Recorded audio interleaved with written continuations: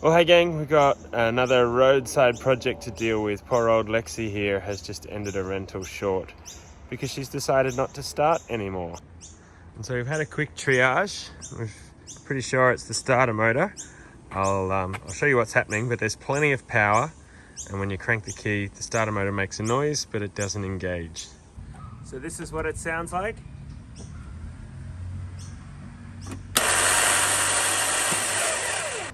And so what that actually is, the starter motor is turning, but the Bendix is not kicking out and hitting the flywheel. So it's spinning in the wrong spot, not engaging the flywheel, and so not turning the motor over.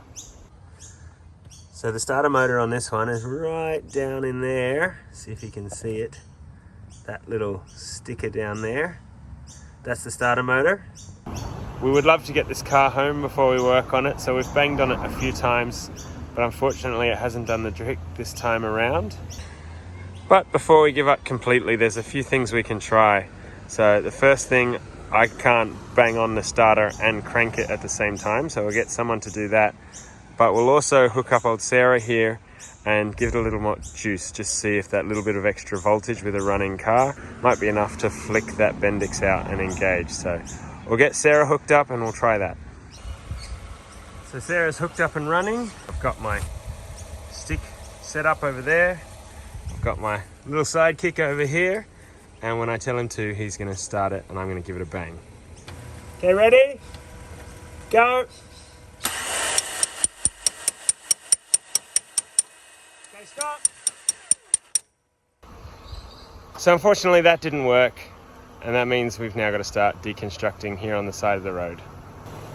So as always, go for the quickest and easiest things first. So even though the battery would be the most common sense thing to take out first, we're actually going to just take out this cold air intake pipe and see what kind of access that gives us.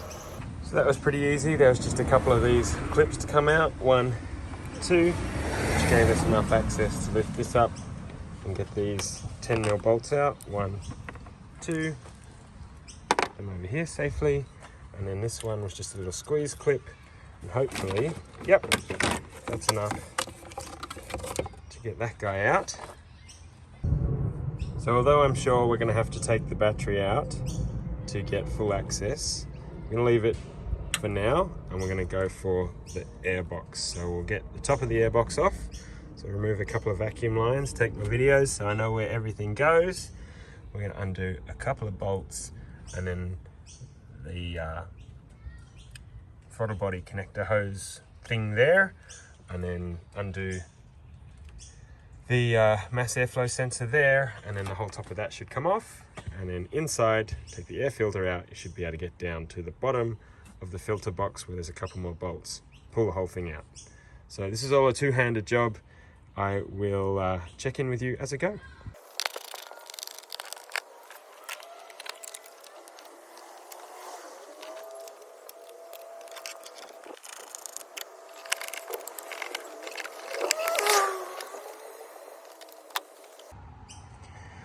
And there's the top of the airbox off. There's 2 bolts there to remove the bottom. And also we want to be really careful with everything we're doing here because, you know, this is a 20-year-old plastic, so we want to try really hard not to break anything.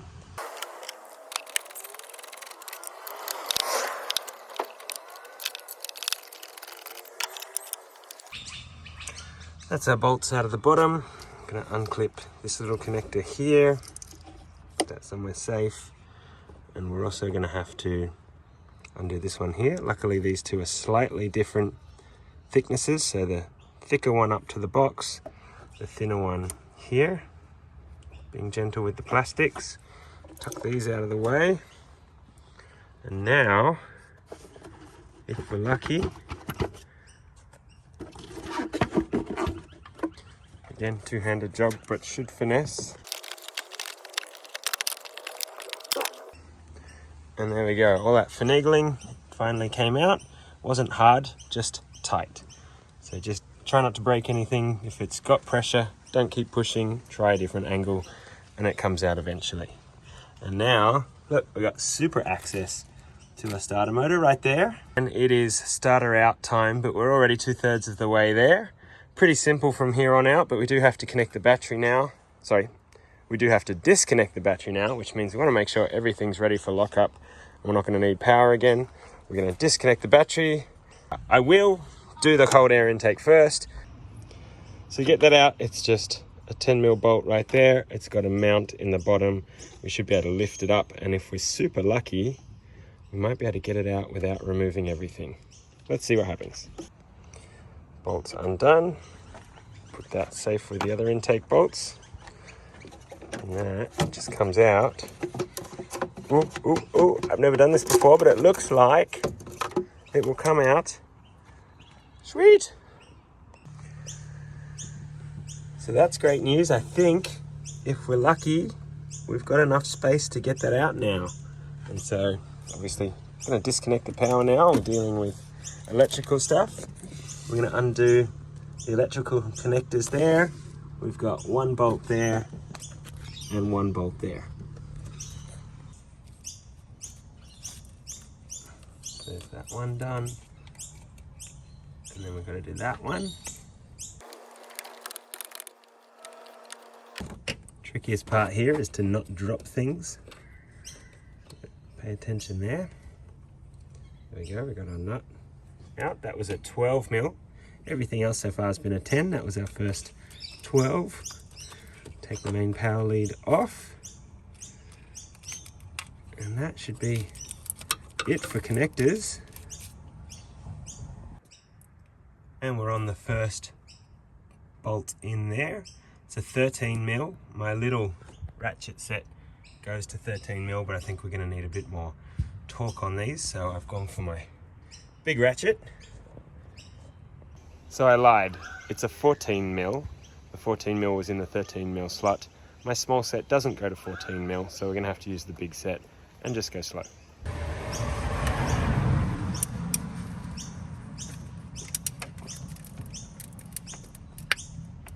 Oh yeah, definitely need a bit of crank on this.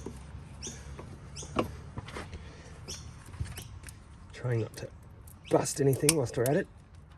Oh gosh, there it goes. That one's broken loose.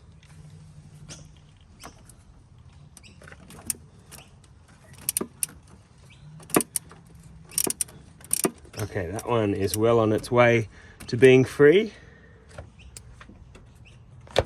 Now I've got to work on this one down here, if you can see it. Right there it is.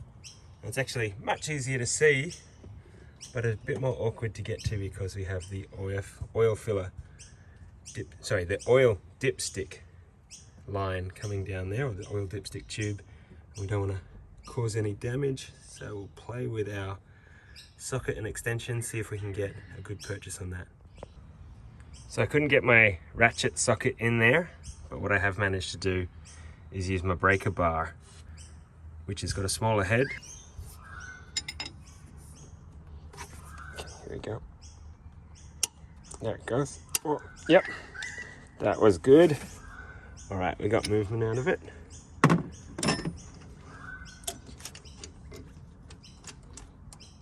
There we go. Okay, slow process, but we are loose. Managed to get my gooseneck on there just enough now that there's no torque pressure to just get this off. Okay, that was a pain in the butt, and that'll be why they advised taking the battery and battery tray out, because then I would have had a straight shot with my nice chunky ratchet set. But we got there. We're now finger loose, so I can do the rest with my fingers. But who knows, may have been quicker just to take the battery and everything out. And I got to fight with it when we go back in as well. But it's out. And now we'll take that back one out completely. That feels like it's out now. I don't want to lose that bolt, so I'm going to use two hands. And there it is, number 2 out as well. So hopefully that means we can now remove our starter motor. Let's see what happens. Come on. Here it comes. It's moving. It's moving. Do we have enough space? I'm going to put a light on. Hold on. Oh, amazing. How much nicer is that? So we've got to lift it up above whatever that is. Do a bit of finagling and jiggling. And Bob's your auntie. One starter motor. Ta-da! And so here's the situation. This, when it cranks, is supposed to come out like that and engage the flywheel. And it sounded like it wasn't doing that. But this seems to be fairly smooth in there. So maybe we had an issue inside the starter. I don't know. Fingers crossed we're on the right track. It certainly sounded like that was our problem. But since we're already in and we're halfway through and the starter motor's not too expensive, we're gonna roll the dice, go grab a new starter in the morning, throw it in, and fingers crossed we'll be running again. And this is where leaving the battery in pays off, because I can now lock the car with the remote and the alarm can stay on and all those kinds of things. And we'll be back in the morning. Next morning, time to pick up the replacement starter motor.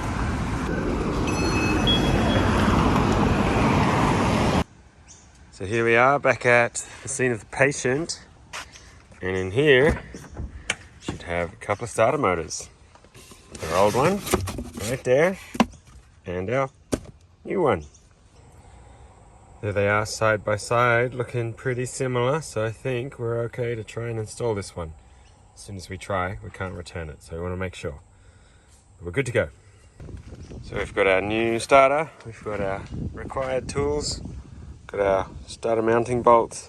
Just going to disconnect the battery, and we're going to try and put this back in without removing the battery as well. Straight on, that's a good sign.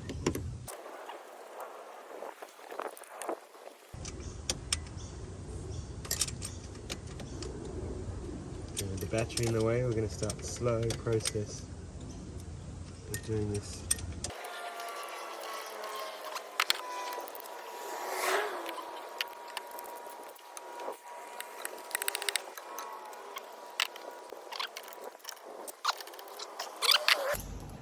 We're in the sun today. It's not as nice as yesterday, but we've got it back in and now we're going to put it all back together. So now we're going to reconnect the power. And we've got new bolt and split washer there, so that's nice.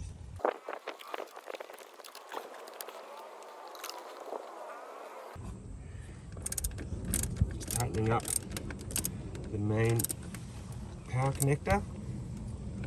Like that. Pop the cover over it, pop the other connector on, and that is our starter installed, powered up. Do we test it or do we trust it? Alright, so give it a momentary turn of the key, see if we've actually got crank. Hey! Yeah! Woo! It worked! We've got crank, so we can put this all back together and drive it home.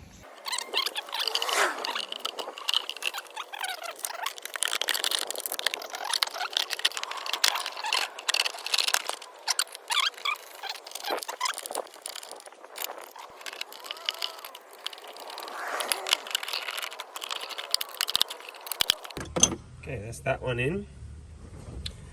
So, find all our airlines. We've got those two, we've got this one, and we've got these here. So here's the top half of our air box. Right there, we're going to pop the filter back in. Lose those lines again. Put this back on in some clever way. Just pop the mainline intake thingy in first, and then that should give you enough space to get the other bits in, just like that. Air intake bolt.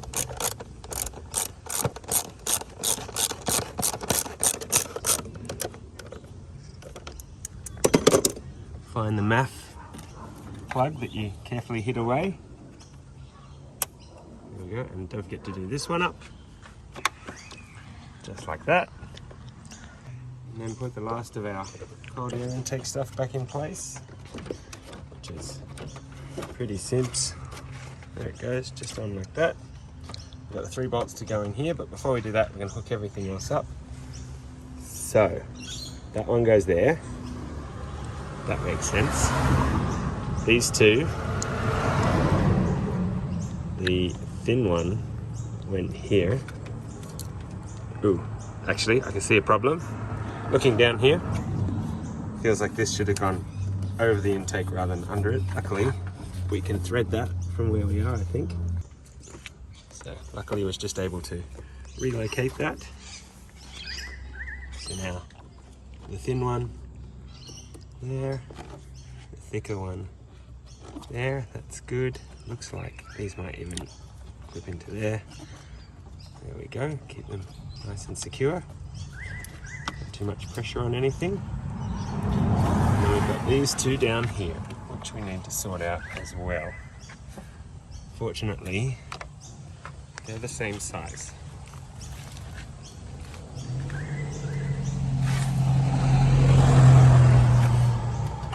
Just by feel, I would say they go like that. But we're going to check the video from before, see if we can make sure. So yep, I had a look at the video and confirmed that this one with more length is the one on top. The shorter length one, they're the same size hose, but the shorter length one goes on the bottom. And then lucky last, we've got our little sensor clip here, on there, on there.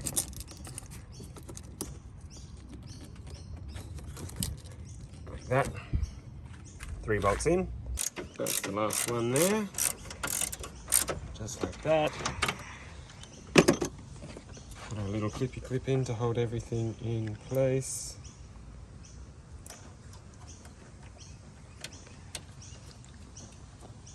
There we go. I think we're done. So let's give it a crank. Key in, ignition on, off we go. Winning. No lights. No lights. Running car. Everything tucked away. No tools left out. We are done. So I looked it up. That was about a $600 job by the book. It cost us about $230 for the part. In stock, about 10 minutes away from here, and about 2 hours of very casual labor. So even though it wasn't what I planned to do this weekend, it was a job well done. Very happy. Get in there, do it yourself, have fun, learn, and we'll catch you on the next one. Bye.